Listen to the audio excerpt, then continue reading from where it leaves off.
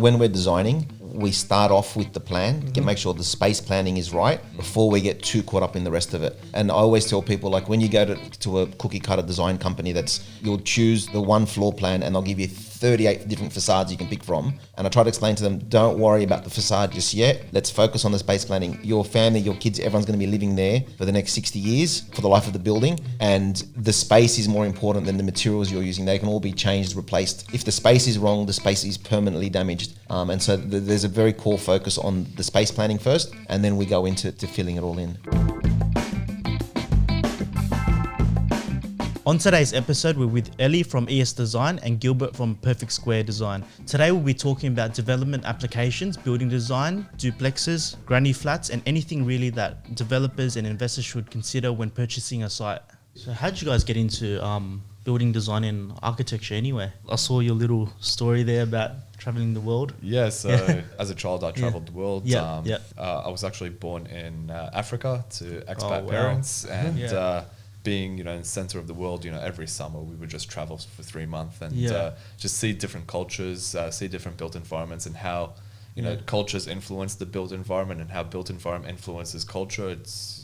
That's what really drove me to loving architecture, and what we can do as well to assist culture, because culture is changing, especially in the 21st century. It's very, very fast paced, and just coming up with new innovative approaches to design. That's where my passion lies. Awesome. Where are you, Elie? How'd you get into it?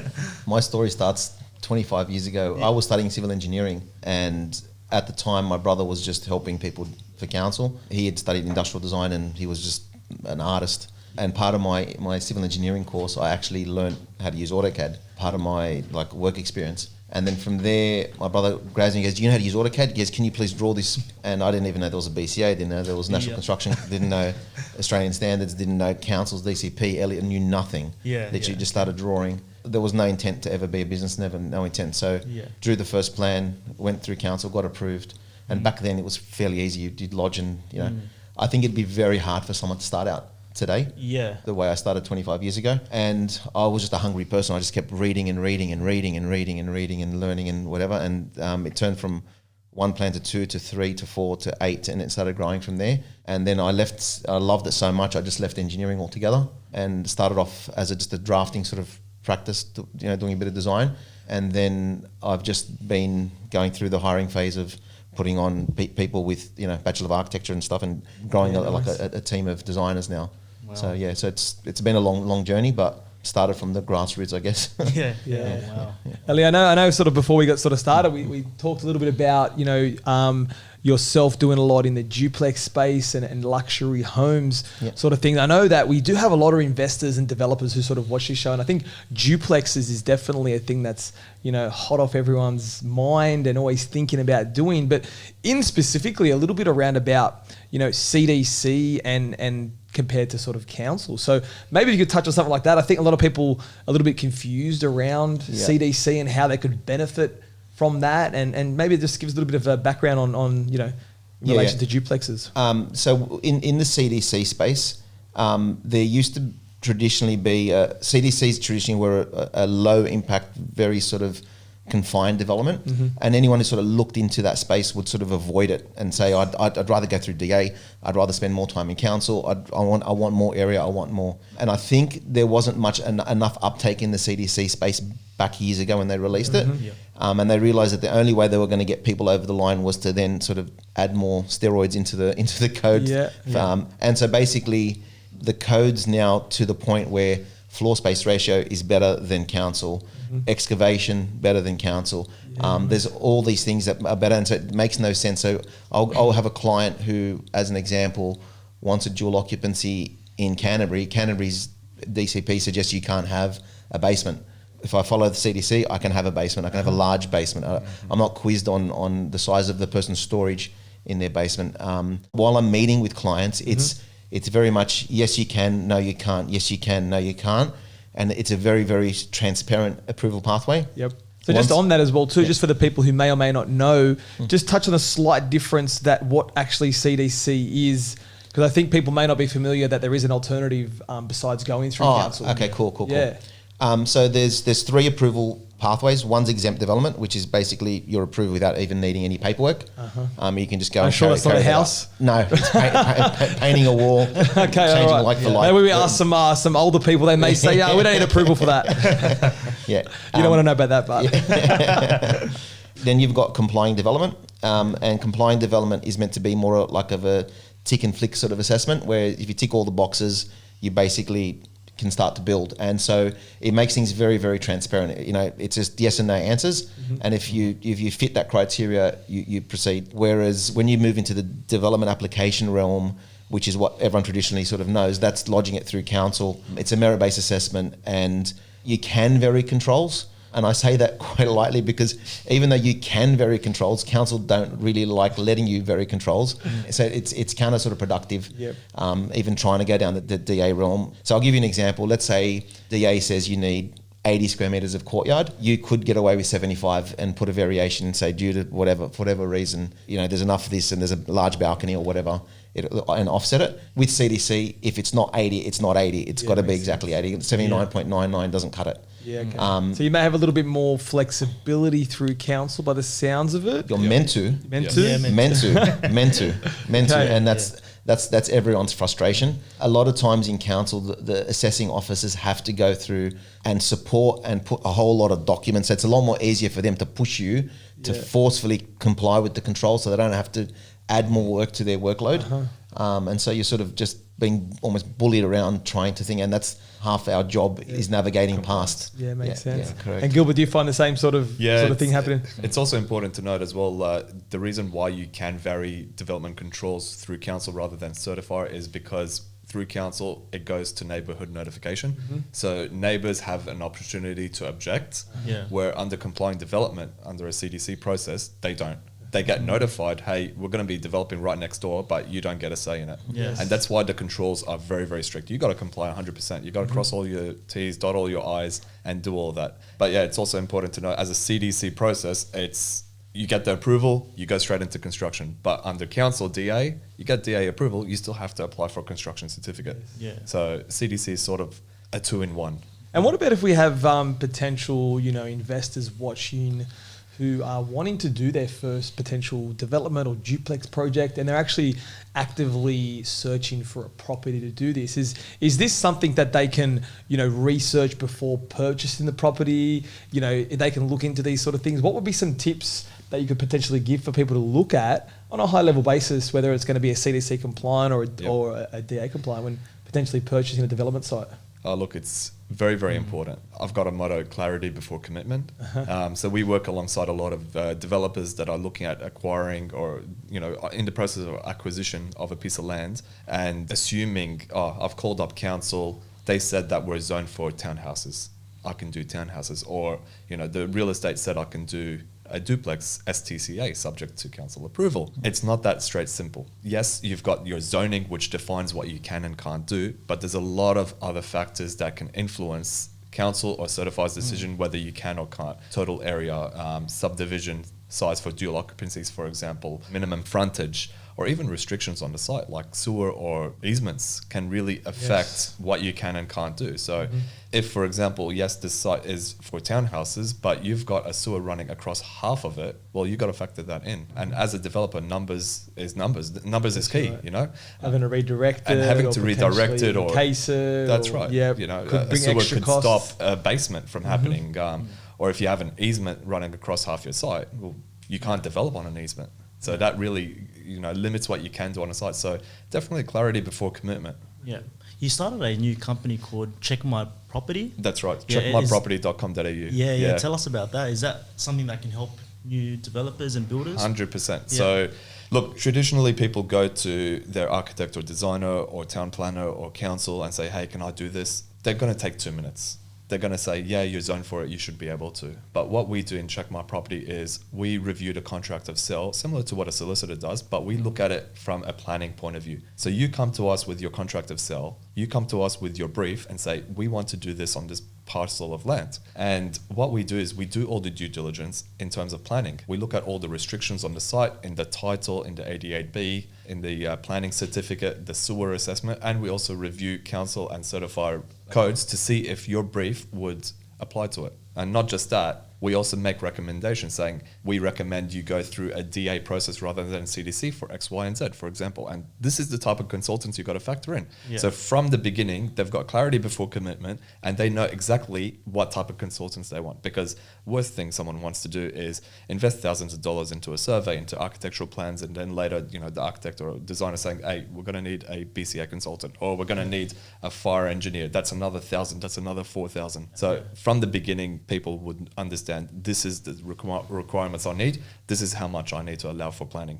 Yeah, and I think that's really good to know. I think, people need to be informed before they make these massive decisions, especially potentially, first-time developers getting into that sort of space can actually, potentially maybe a buy on emotion, but they have to understand there's a lot more behind the scenes. Now, I know that, obviously when purchasing development sites or when designing homes or duplexes for clients, a big factor is going to be cost. I don't know, Kwok, this is something you help out the guys with, actually costing out the project, but how does that implement your clients, and how does that help your clients through their designing process by getting, these costings done on the plans? How does that help the clients through their process? Costing is a massive thing. Every developer you speak to, they'll tell you the key to everything is the acquisition cost. That's where you've made the money. If you've bought at the right price, you got it at the right price. They believe the cost of construction's almost fixed somewhat. Like, obviously varies. If you can throw out your, you can overspec it, but there's still a minimum cost to get that built. The aim of the game really is work out the area you're in and sort of aim at least midway for what that area is expecting. So if you're building in Mossman, is very different to if you're building in an area that's not as expensive. And so it's important that the client's aware of cost. Sometimes they will grab a magazine and they will want all these, and it just doesn't meet their brief, so meet their costings. So it's a matter of working things back to get them on board, I guess. Yeah, especially these days with construction costs blowing out and supply as well of materials, it's very hard as a designer to design towards a budget where, if you were talking 5 years ago, if a client came to me and said, hey, I've got a budget of 800,000, we would understand, okay, this is what the design would be. This would come close to that 800. These days, every month is changing in construction costs. So, one factor that we've implemented in-house is once we do up our concept plans for a client, we actually get Duplexes to do the quantity estimating on the concept plans as a high level and say, look, based on these concept plans, yes, we don't have a survey or engineering yet, but you should factor between this and that much. At least early on, we can make changes, we can make those decisions before costs start blowing out. Because once you get final plans and engineering, and even if it's in council, it's additional costs people would have to pay to get variations in. Exactly right. That's going to help the client. I'm assuming they would be able to make informed decisions. 100%. On what their next steps are. I'm sure if they say we need to cut costs, then we can alter some designs a little bit to potentially. It's no worse than getting in and out of council and then realising that the budget is just sort of blown. Exactly. When it comes to cost. Especially if you're designing for, mums and dads. Designing for mums and dads is very emotional. And they say, oh, I've seen this really rad design on Pinterest. I want to do this, I want to do that. But getting the costing early on, it's, I'd like to say, slap in the face reality of, okay, this is your budget. Yes, we've got these mad ideas. Let's plan for that in the future. But for now, let's get the core of what you actually require. And Kwok, I might ask you when these boys bring you these projects and you actually start costing them out, are you seeing sort of things that people are actually doing that they can potentially change, or some cost savings that are in there, or where people need to sort of think about when it comes to costing? Is it something around materials? Is it something around time? Like, what are some things that they could be looking at through that process? Yeah, look, it's quite an interesting one. There's so many different methods and materials now. I was actually at the Sydney Build Expo where I ran into some of you guys in your team. And there's so many different construction methodologies and so many different things that you sort of need to learn now and to price up projects. But definitely. Yeah, I can imagine that all these, I know what you're saying, when you go to these home shows, there's so many different products and people always want to try to find that next thing and find that new product. And when they actually come down to the actual cost of it, they sort of, maybe buy with their eyes before they buy. That's right. There's where they sort of need 100 different ways to waterproof now. Insane. So on that topic then, what are you guys actually seeing with trends these days? What have you seen, in the past? What do you think is happening with the designs and a council changing? I believe that council do have some commentary around the look and the aesthetics of projects and garages and certain setbacks and what like that. Are you seeing things change, or how are you seeing that affecting designs? I can tell you there's been a massive change. And it's probably the whole Instagram wave has done a lot of changing. Back in my parents' days, like the generation before, they would come, they'd knock on the wall. If it wasn't solid, they would leave it, and it needed to needed to be double brick. Otherwise, and there were some areas, unless you did double brick, it was just like you weren't going to sell, no one was going to touch it. Yeah. And they bought their home and they lived there for the rest of their lives. They stay there. The new generation now, all they care is it's Instagrammable. Yeah. It looks good. It feels good. And that's it. They're there for 3, 4, 5 years max. They're moving on to the next one to Instagram that one as well. Yeah. And so I'm telling a lot of clients now, you can step away from double brick. You can step away. There's a lot of cost savings. As long as we get it to look good and feel good, you'll get your money back. I'm not telling them to build an inferior product. We're going to build a superior product. It's just pulling back some certain expensive materials that aren't going to bring your money back. It's a very, very different. Everything is just temporary. Yeah, and assuming like a lot of that stuff could affect energy as well too. 100%. Right, and you actually touched on a very important subject. 10, 20 years ago, other products rather than brick were seen as inferior. And the technology in them were inferior back then. But now you're seeing a lot of new materials coming out, and the technology and the energy ratings are sometimes even better than double brick. And they last longer as well. So there's a lot of products on the market, and I encourage people to research and have a look, especially, traditional developers where they just want brick veneer, face brick. That's what we want. Have a look at other materials, have a look at other products out there. There's a lot of variations that you can do, and it really impacts on the price of sale as well. And I think also too, just back to what you were saying with making these homes sort of Instagrammable, and I think potentially, correct me if I'm wrong here, but this could shift a lot of the focus away from a design of a home from a client's point of view around functionality. They're so focused on how everything looks, they sort of lose sight on, we still need to make sure that the design functions well. 100%. Yeah. When we're designing, we start off with the plan, make sure the space planning is right before we get too caught up in the rest of it. And I always tell people, like, when you go to a cookie cutter design company that's, you'll choose the one floor plan and they'll give you 38 different facades you can pick from. And I try to explain to them, don't worry about the facade just yet. Let's focus on the space planning. Your family, your kids, everyone's going to be living there for the next 60 years for the life of the building. And the space is more important than the materials you're using. They can all be changed, replaced. If the space is wrong, the space is permanently damaged. And so there's a very core focus on the space planning first, and then we go into filling it all in.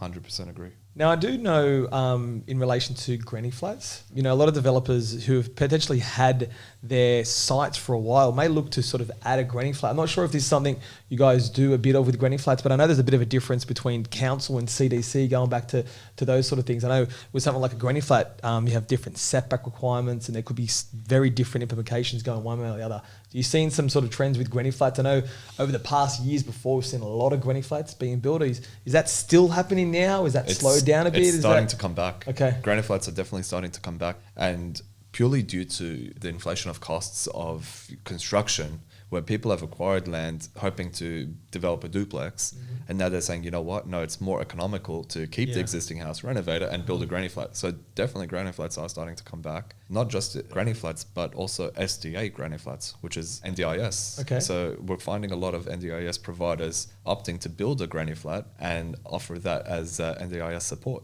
as well, which is a very interesting trend that's happening. Yeah. Okay, perfect. Yeah, touching on the NDIS thing, like the group home code came out initially in 2009, and I remember telling developers, listen, we can do this compliant development. Everyone's like, oh, what is it? Everyone just sort of let it be. And I can tell you the amount of inquiries for NDIS is just skyrocketing. Everyone's moving into that space, and it just non-stop phone calls saying NDIS, NDIS, NDIS. But back to the granny flat question you brought up, a lot of people, and from an investment point of view, you might buy your land for $1 million, and you may only be able to get $500 a week rent for it. You add that little granny flat, it may cost you 100 to 200 grand to do, but you've only paid 15 to 20% of the cost of the land, and you're getting 80% of the rent returned back.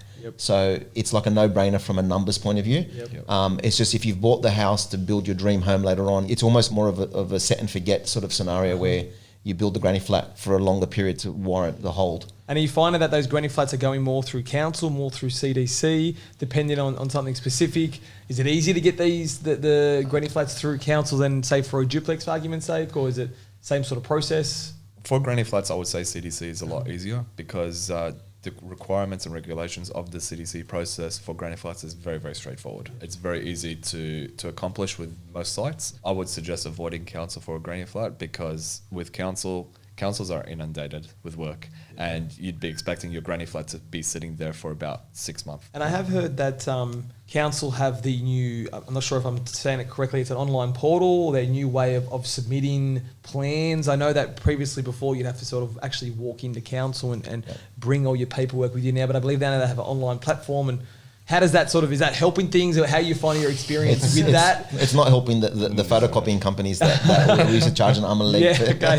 You have to go with a big bundle of plans before, we right? had to go with a big bundle of plans. You'd send your staff member down. They'd get there, council would say, you're missing one copy of the survey plan, sorry, rejected. Head back to the office, print the one thing, head back. That's out the door. You basically lodge. But what's happened now, council sort of are now hiding behind that planning portal, and I think there needs to be more accountability. So what would traditionally happen, you'd walk in, you'd have your assessment. They were doing their best to reject it, to not accept it on one little small ground, just to restrict the applications coming through. You'd get it lodged, they'd lodge, you'd get a receipt with the DA number, and that was your DA number, and there's like a 14-day period that council have to return the application as if it wasn't lodged. Yeah, it makes sense. Okay, and so they have 14 days to quickly check if something else, they can then return it. If they don't, they must determine it, and by determining it, they must either refuse it, approve it, or give you deferred commencement, or they could write back to you and say to you, please make the following changes. What's happening now with the planning portal, we're lodging, and it's just sitting there, it's like radio silence, and council is sitting there reviewing it, checking it a week, 2 weeks, 3 weeks, 4 weeks, 5 weeks, calling them, what's in the queue, and they're hiding behind that thing. And then what's happening is they're then accepting it, and their timers start at that point, they've accepted it. And so when state government's going, this council's approving things in 14 days, and they're coming up with all these low numbers, it's not a true indication of what's going on. You actually submitted it. Yeah. Makes sense. Hence why we prefer the CDC method where possible. Yeah, when you're dealing with CDC, you're dealing with generally the private sector, and the private sector, it's so different. I mean, Gilbert I'm sure he's going to agree with this, is when I'm lodging to council, they're working out how they're going to refuse it. When I'm submitting it to the certifier, they're working out how they're going to approve it. Such a very, very vastly different mindset, very different mindset. That's right. What's the time difference between DA and CDC typically? Okay. All right. It depends which council. It depends which council. Depends which council. So there's certain councils that, as an example, Canterbury Bankstown, I find are quite quick and effective. So back to your granny flat question and sort of answering both at the same time. When someone asks for a granny flat in Canterbury Bankstown, a lot of the times we will go DA because you'll get a 90 centimetre reset back as opposed to a 3 metre. For a lot of clients, they want that, and because the approval time's quite quick, we will go lodge there. If you actually, I won't name the bad councils because. So just on that point there, because I think that's a good point to sort of note around the rear setback. So that's saying that we can push the granny flat further back. Depends on the council. Okay. Because that could be a big, because I know sometimes, people may be struggling to get their granny flat on there, and they could get that extra bit of backyard space would be a big difference for them. Correct. I encourage some people to reconsider that rear setback, because at the end of the day, each dwelling needs their own backyard, and by doing the 3 metre setback, you're actually giving the granny flat a backyard. And if you give it 90 centimetres, it's dead space. And so if you go back that extra 2.1 metres, you've given it yard. Okay, so with luxury high-end homes, obviously, you need to invest a bit more money into the actual building component. What are some cost-effective ways to without breaking the budget when you're building a luxury home? Okay, so with luxury homes, it all comes down to the budget. If you've got a construction budget of $1 million as opposed to $3 million, we really need to work on that. But some cost-effective ways is reducing large spans, especially if you have a first floor. Obviously, with luxury homes, most luxury homes, you're going to do a concrete slab on the first floor as well. So thinking about your floor-to-floor heights and reducing those open spans really reduces the thickness of the slab that you're going to have to be putting on, but also exploring options of materials as well. So facade materials, really exploring those options as opposed to doing everything in double brick, for example. Mix and match. It gives you better design anyway. On a facade, you want to have at least 3 different materials or colors to really stand out and make it attractive. And, it's definitely an opportunity to explore different companies and different materials out there. I mean, during construction as well, appointing a builder with a very, very strong sense of project management can really save you a lot of money, because if you appoint a builder that, just brings in the trades whenever he needs them, doesn't really have a project plan set in place, can really cost thousands of dollars. 100%. Definitely agree. When we're speaking to clients about selecting their builder, a lot of them just look at price and they don't look at time, and time is such a critical thing, especially if you're building a dual occupancy for investment where you're coming to rent out both of them. The second the build is finished, all your heavy repayments are done and dusted, and you've got 2 rentals that are taking place and you're relieved. And you're not exposing yourself to a longer period of time where financial stress can kick in. So time is a very, very critical thing. People try, I've saved $200,000 with this builder, but the risk you've taken for that $200,000 is just sometimes not worth the 100% exercise. Yeah. Touching base on selecting the right builder, definitely talk to your designer to make some recommendations, but also just Google builder brokers. There's builder brokers out there that qualify builders, and they do all the quality assurances set in place. They've spoken to past clients and everything. So just like a mortgage broker, talk to a building broker. Awesome. All right. Gilbert and Ellie, thank you very much for coming on today. If the guys wanted to get in contact with you, how can they best reach you guys? Well, for me, give us a call, 1300-773-3374, or shoot me an email. So my email address is gilbert@psdesign, P for perfect, S for square, design.net.au. Yeah, I'm Elie Sleiman. The contact number is 0460 million. That's 046 with 7 zeros. Otherwise, just info@es.au. Thank you both for coming on today. I hope you had a great chat here with us today. And for everybody watching at home, I hope you got some real value from today's episode. Please like and subscribe to our channel, and we'll see you on next episode. Thank you very much.